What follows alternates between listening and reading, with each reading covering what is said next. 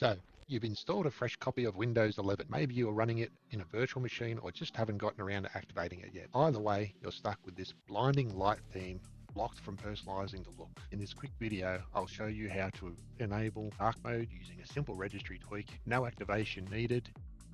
First thing is first, before you do anything in the registry, you should create a restore point.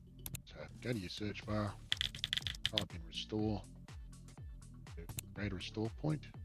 And now you want to go to create, call it anything you want to call. So it's got my theme change and hit create. And this will create a restore point if we need to recover. Just click OK, go out of that.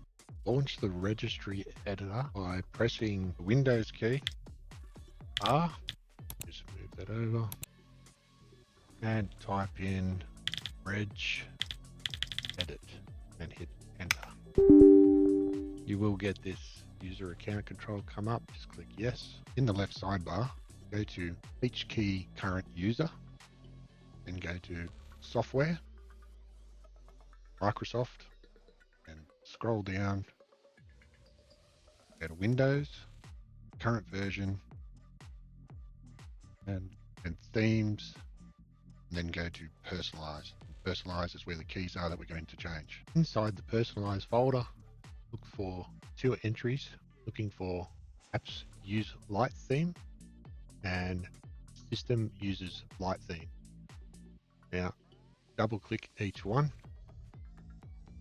and change its value to 0, hit enter. Systems, change that to 0 and hit enter. That flips the system into dark mode. To apply the changes, now you just have to close out of the registry, reboot. Once you're back in Windows, the taskbar and settings app should now be using dark mode. Now that I've rebooted, you can see that everything is in dark mode in your start menu, as well as having a look through your Explorer.